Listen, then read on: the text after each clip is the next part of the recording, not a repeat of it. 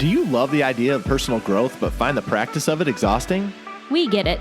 We're Brandon and Megan Giggling, growth coaches with a mission to put the personal back in personal growth.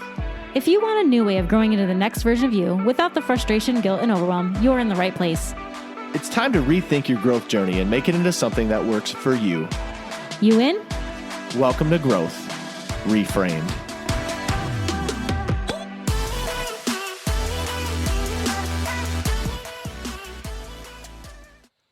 Ooh, hello friends. Welcome back to another episode of Growth Reframed. Man, I was pulling that out way too quick. How you doing today, Meg? I'm good. I was just enjoying our little intro music, thinking, oh man, I still love this after all this time. It's so peppy and happy. I know. So before me and Meg jumped on, we were sitting here making sure our mics worked and we had ourselves muted. I was like, man, what a way to start, but that's fine. Thank you so much for being here. We're super thrilled that you're here. Today, we're going to talk all about the fact, really ask a question. Are you bored? And we've talked about it a couple times in passing over the last few weeks, but one of the things that kind of predicated this for us is we went to a conference and it asked the question, like, are you bored? Are you stagnant? Do you feel like you're performing at your best level? Do you feel like you've plateaued? Do you have trouble finding interest in new things? And I was like, yes. So first of all, I was like, oh no, they're all yes. But then I was like, but why? Why are they all yes? And if you know me, which I think a lot of you do by now, I like to dig in and explore a little bit more. And so when I reflected on my own life, I was like, well, why do I feel bored?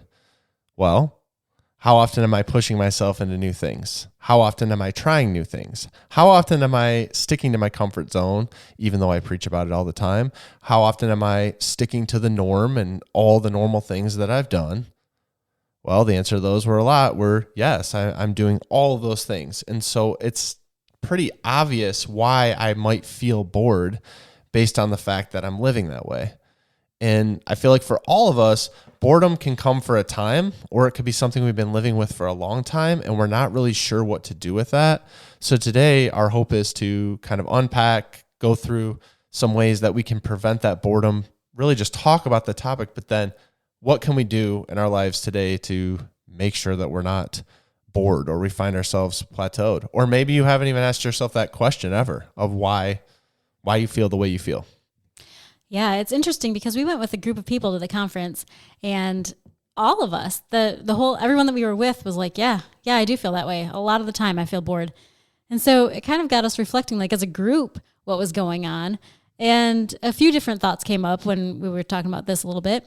And one of them was like, even when things are hard, if they're the same as they always are, then they still can result in boredom. Like even if it's a challenge that you're constantly used to, if it's a challenge you're constantly going through, it still produces boredom because yes, the situation might be difficult, but it's not really anything out of the ordinary. It's just the same old stuff, different day. And while that can create the challenge, it also doesn't necessarily lead to you feeling like you're learning anything or doing anything because you're just kind of sitting in the same old situation over and over again. So for me, a lot of the realization of the boredom is like, yeah, I deal with some hard things and I have some projects come up and some planning that I need to do, but really it's just like a different, what's the word I'm looking for here? Basically the different thing of the same thing. I don't know how to say that any better. You get what I'm saying. Yeah, I mean, it's like you said, same thing, different day. So like no matter what, even in the challenges, even in the midst of those challenges, you've done those challenges, you've taken on those challenges or some way, shape, or form of those. And so they don't feel new and exciting and different, and they don't feel like they're even a challenge anymore. They're more of like a minor annoyance. And so we're talking in the context of work right now, but I think it applies to a lot of people in their relationship too. I think we love the butterfly feeling, the love story and all of that. But, and if we've been in a relationship for a long time, like me and you, 20 years, I mean, there are times where it can feel a little stagnant, where it can feel a little bored, where we can feel a little bit disconnected. And then what do you do in the face of that? Because I feel like a lot of us, if I'm just being honest, go on, chase a new relationship, a new thing, or even if we don't pursue it, we think in our heads that that's the answer, that that's the thing, that you can't possibly get it from your current circumstance, so it has to be something completely different. Obviously, in some cases, and we'll get into that today, there are new things that you can try and new things that you can work toward, or new things to just mix it up. You also can do that in your current relationship. You can do that in the current job you have. Like, you don't have to leave your relationship today and leave your job today and all the other things. You don't have to go there. Yeah, that's an extreme measure, but I don't feel like you have to do that. You have to really go back to the questions we were asking of, when's the last time you've really challenged yourself? When's the last time you put yourself forward? Now, for me, I know that in those cases where I do challenge myself, I get annoyed or irritated because it's not the norm. And so like I try to have it both ways, right? So I'm like, well, I want to have something new and I want to have a new challenge and I don't want to be bored anymore. But then when I get outside of my comfort zone and get outside of the norm, I don't really know how it's going to go. I don't really know what the experience entails. I don't know what I'm going to interact with. I don't know how it's all going to occur. And so then I'm like, wait a minute, I don't really want that, but I do. You see, if that makes any sense. Like, it's like, I'm so used to the way it is and the norms, and I don't want the boredom, but I like the norm. I like that I can know what to expect, but you cannot have it both ways. If you're stuck in a place where you feel like you've plateaued, you're going to have to push yourself in to that discomfort. And, we talk about that a lot. You can't live in the comfort all the time. I still feel like comfort's an important piece, but you can't live in it all the time. And you also can't do what I try to do, which is to have it both ways all the time, because you have to really decide if it's something that you want to really pursue and look into. Okay, so one of the ways, like you were just talking about, would be to challenge yourself. Another great way, I think, is to really start reflecting on your interests and kind of what makes you you. So the cool thing I think that I've discovered about boredom is that I can actually solve my boredom in any area of my life, even if my solution doesn't have to do with the specific area of life that I'm bored in. Meaning, if I'm bored in something at work, I don't have to necessarily find a solution that deals exactly with work. I can fix the boredom by changing something else, by finding an interest that may be outside of work. If the boredom's in life in general, maybe I can fix that by infusing something new into our relationship or infusing something new into work. So it's kind of, for me at least, maybe you can tell me if this is how you experience it too, B, but for me at least, it's really neat to see that I can challenge my interests and try to think of some interests that I love to do and infuse those into my life in general, and it will fix or help fix some of the areas that I might feel a little bit bored in.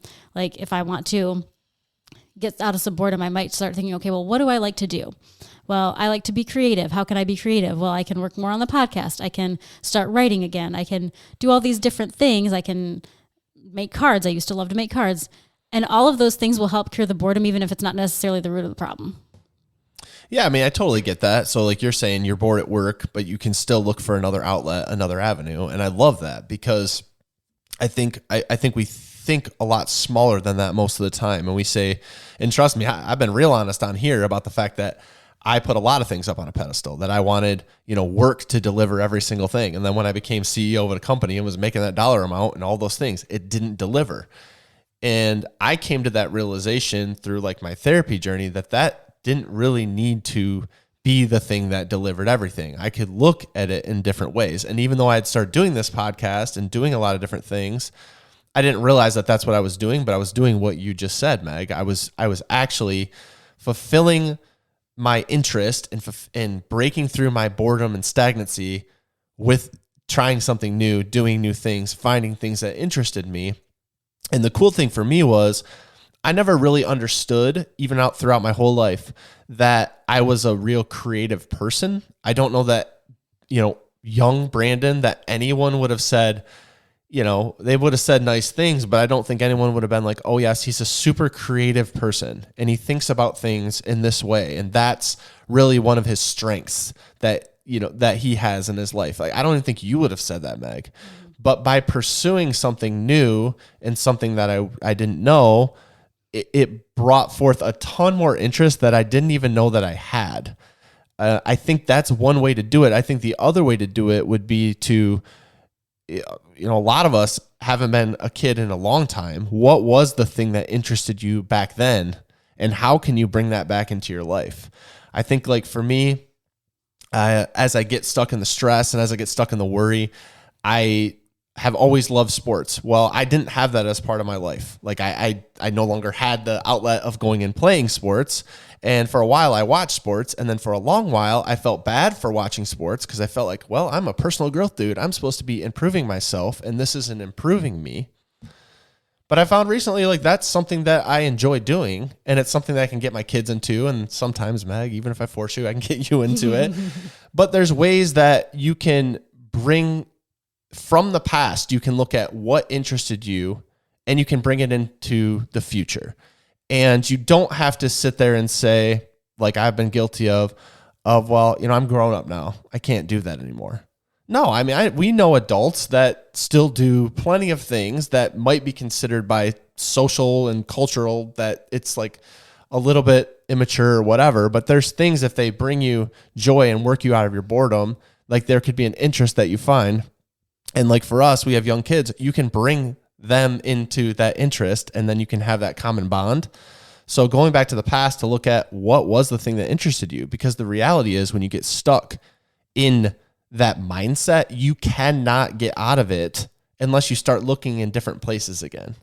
And I don't think we can even have this conversation about getting rid of boredom without talking about setting new goals and continuing on and revamping your current goals if you need to.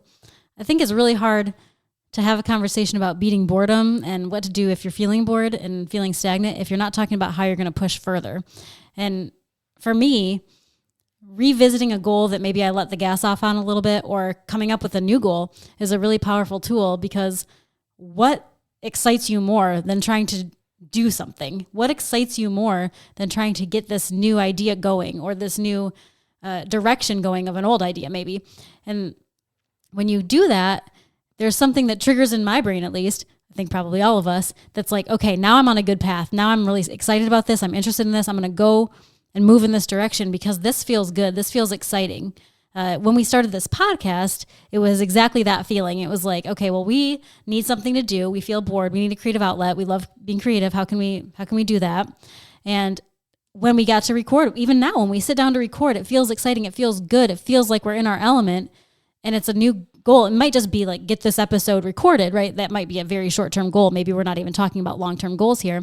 But when you do that goal, it almost rewires your brain a little bit to be like, okay, well, now I've done this. Now what's my next goal? What's my next goal? And you can kind of press on in that direction.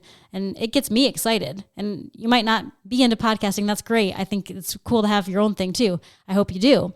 But whatever that thing is, just start focusing there and thinking, how can I make that next goal? How can I make that next step? Where can I turn my focus to get a little excitement back?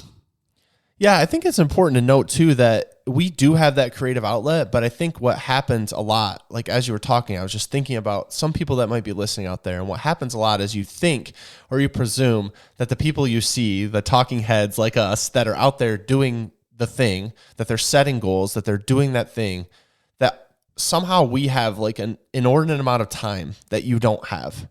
The reality is right now we're recording this at a lunch break from our 9 to 5. So we just left the office.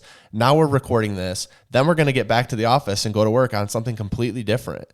If it's important enough to you, then you do have to set a clear goal and expectation to say, well, it lights you up. And the reason I say that is because even we get into that cycle of saying, man, I don't really want to record. It's not that I don't want to record. It's that I'm busy and I'm trying to figure out how I can work it in.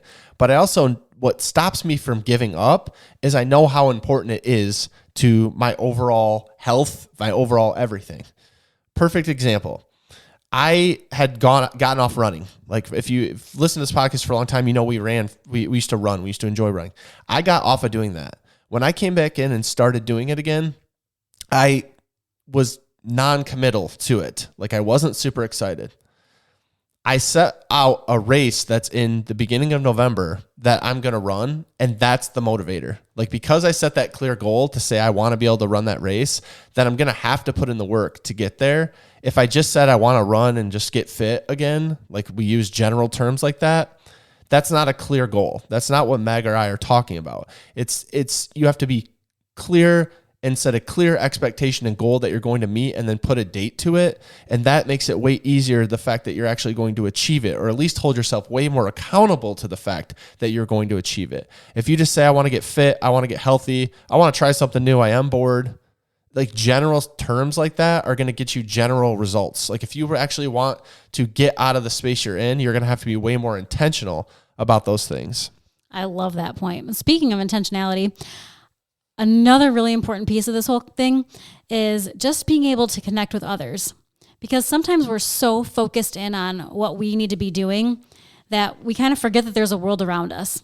And that world around us can really help us connect and like light us up, right? Like we have the ability to have conversations with our friends, with our family, with other people around us, that it might not be that they're giving us like these, $1,000, $1 million ideas, but what if it's just for you? What if it's not even about the creativity? What if it's not even about the boredom? But what if just inviting those people back into your life matters because it's helping you feel better, and then you're able to go do the things and you're able to cure the boredom? Let those people back in, the people that you might not have been the best friend to recently, the best family member to recently. You've kind of been ignoring the text a little bit too much because it's just hard because you're busy. And I get it.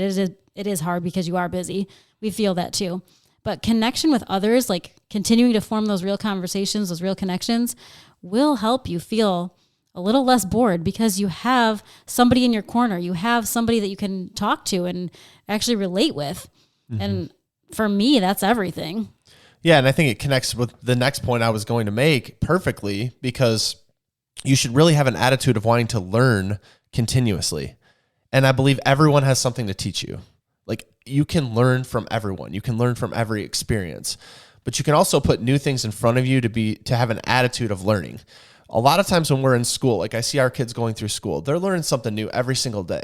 Well, then you get to adulthood and you get out of that schooling and you don't actually pursue trying to learn anything new. And I know when I do that, when I put myself in situations to want to learn, which is listening to other podcasts, which is reading books, which is having conversations with people, any of those things, all of a sudden my brain starts turning in a new way and I'm not really in that fog anymore. I've opened up to new ideas and new things, and I've injected that into me, and then I've turned my mind around to say, man, I could do this, this, and this. And if you've ever been to an event, if you've ever done anything like that, a training, whatever, you feel lit up afterwards, and then you fall back into the cycle. But those things can re-engage your brain to be like, I'm looking for new ideas. I want to learn. I want to do this. And even in the tough times, you're going to learn. But the point is, you got to be able to want to learn continuously. The next point I'll just say real quick is we got the ability to go to that conference. We got the ability to travel and go do that. Maybe you don't have the resources, time, or energy to go out and travel like out of the state or go to an event or do something like that. But you can travel outside of the space that you're currently stuck in. Because we all are at nature of our routines, which is important. It's important to follow a routine, but how stringently are you following that routine, and how open are you to the flow of life? Like how open are you to the ability to say, man, today I'm not going to do that. Like, you know what? We always do it that way. I'm not going to do that anymore. Sometimes you got to be open to the flow of life, and that will allow you avenues that, like, if you're living in the tunnel vision, you're not going to see if you constantly pursue what's directly in front of you. Sometimes you have to be open and a little bit less rigid with your schedule and what you're willing to do, and let life happen. Yeah, a perfect example was last week. I was talking about how I feel like our Fridays are always the exact same. We always do it in the exact same order. It's always the exact same things. It's just boom, boom, boom, boom, boom. And I said, once that list is accomplished, then I feel like our weekend starts.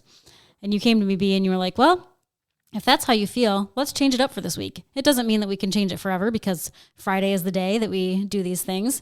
And that's going to need to happen mostly because that's kind of the time that we have for things like recording podcast episodes and all the things that we do on Friday afternoons. And we just totally didn't do that. And it was just a complete breakup of our normal routine because, again, that flow of life you're talking about, we have to allow for those feelings that we were having last week. We have to allow for the fact that it felt like very routine and regimented to me, and I needed a break from that. And even though it can't be a permanent break because, again, responsibilities, I did need that, and you did respect that. And we ended up having a great Friday afternoon where it wasn't the norm. And even just that little tiny break from reality felt amazing. And it really recharged us and felt like, ooh, we're kind of getting away with something. Like we're changing it up a little bit. We're busting out of our normal situations to kind of enjoy each other and have some fun. So it was a really good thing to do. And again, I know that it's not always possible to do that kind of thing, but if you can make little tweaks here and there to your daily routines, it might help you just feel a little less bored and a little more free to do as you want. I think it all comes back to intentionality. You have to be intentional with how you're living and what you're willing to pursue. The other thing that you can easily do is not be present in the moments that you want to be present in. Like I said, we love recording this podcast, but if I'm not sitting here present in this moment and I'm thinking about all the other things that I have to do, how much joy am I going to find in that moment? Am I allowing myself to not be bored? Am I allowing myself to expand my mind, or am I focusing on all the other things I have to do? We're constantly busy and inundated with the tasks we're doing. We a lot of times are not present in the moment, and we're not intentional in the moments when we have them. In order for this to work, you could put 1,000 new experiences in front of you, but if you're not present in that moment and you're getting pulled away on every single thing that you're trying to do, what's the likelihood that you're going to get anything new out of it or anything out of it at all? You're not. You're focusing on the future. You're either focusing on the past of what happened, or you're focused on the future and the 1,000 of other things you have to do. Well, you're not going to get anything out of it then, so it's not even worth you trying. If you're going to try, then you got to be willing to set the phone aside, to be present with the people you're with, to take in everything that every experience has to offer you. And I believe that's really what life is all about. We get so distracted on everything else, but I think you have to be present and intentional with your time and make sure that you're using it to the fullest. If you're there, if you're in the room, if you're in front of that person, give that person everything in that moment, because you never know what you could get out of it. And you never know those conversations that you wish you could get back, or those moments that you're going to regret when they're gone. Like, you have to be willing to be present and intentional in the moment. And I think that's a great place to leave it, honestly. I think we're so distracted all the time, and I want to just leave you with that idea of, if you're there, if you're in the moment, if you're with those people, if you're doing that thing, be intentional with it when you're there. And then afterwards, let it go and move on to the next thing and be intentional with that. But you got to look for new ways as well to be changing it up, to be pursuing new things. And how often are you doing that? All right. Well, thank you so much for joining us today. Whether you watch us on YouTube or you listen to us wherever you get your podcast, we're so thankful that you joined us today. Hit us up on the DMs at Growth Reframed. We'll see you next week. Love y'all. Thanks for listening to Growth Reframed. If you enjoyed this episode, please make sure to subscribe and leave us a review. We would love to connect with you, so shoot us a DM on Instagram at Growth Reframed. We love y'all.